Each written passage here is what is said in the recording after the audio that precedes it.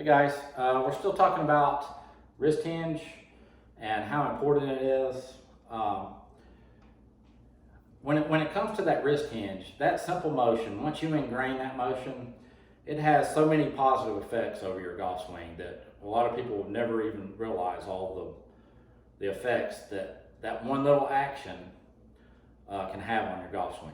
All right, we've talked about a few of them already when it comes to maintaining the radius of your golf swing. Okay, I can maintain that radius. I can maintain the radius with that hinge. Okay, if I was to go that way, I lose the radius of my golf swing, and I have to find it somewhere on the downswing. I have to reconnect and find that radius. So that's an advantage of doing that. If you notice, I can hinge that club the way I advocate, and I'm getting it on the shaft plane. Okay, I can swing that club on the shaft plane. Also, I gain control over that club face. If you notice, it's matched up with my spine angle. That's another benefit. I'm not wide open. The face is not open. I'm not having to do any massive rotation of the forearms or hands doing this. It's just that simple motion. It also, I look at it like the club face right there. If I was to put my hand on that club face, if I was to come into, if you notice in the impact, I've got leverage right there. I've got control over that club face. So I imagine my trail hand as the club face. If I was to open it up and go thumbs up, that club face would be pointing way out there to the right. If I'm swinging down the line this way, the face is going to open. If I was to rotate too much and shut that hand down, the club is going to be shut too much. So you can actually use that in relation to the club face. Use that trail hand. Now, that being said, I'm not totally trail hand dominant. I use both hands. I showed you a few months ago that I, hitting balls with the lead hand, one arm, I do that. I did it with a trail arm, and then I combine the two together. And so I would definitely recommend that. I'm not totally trail side dominant in my golf swing, although there is a huge influence of this trail hand. And the trail hand can be a great thing in the golf swing if it's used properly. If it's not used properly, it can wreck a golf swing.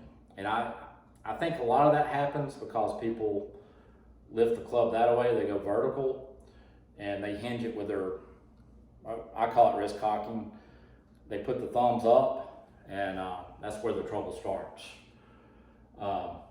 So it has another knockoff effect that I don't talk much about lag, but I've always had a lot of lag in my golf swing. I'm aware of this, but in no way do I think about lag in the golf swing. It is simply a result of what I'm doing.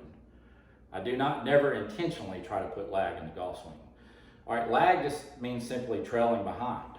So in the golf, I would consider that definition, the club head is simply trailing behind. I think it would be behind the handle, that club head. Also look at it like that lead knuckle right there. Once that club hand gets behind that, that's where the lag starts.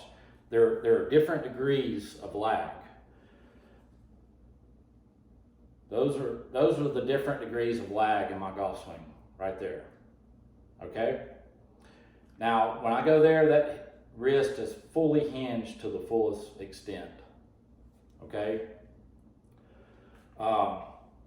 So it's created in a natural way, a way that benefits my golf swing.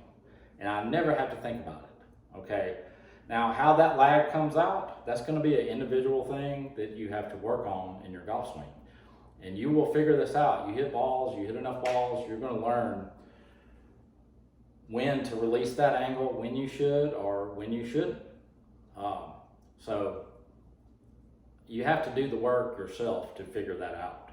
But as long as you're on the swing plane that I advocate, on the shaft plane, and you have that angle, you can pretty much release it when you want to, and you're going to get a decent result. It'll just change the trajectory of your ball flight. Now, if I was to go This is another reason why I don't like lifting the golf club and going straight up vertical. If you notice, there's no lag in that. It's straight up. So somewhere in my swing, I'm gonna have to figure out a way to create that lag angle that is simply created by your wrist angles, okay? To me, lag is nothing more than that trail wrist going that way.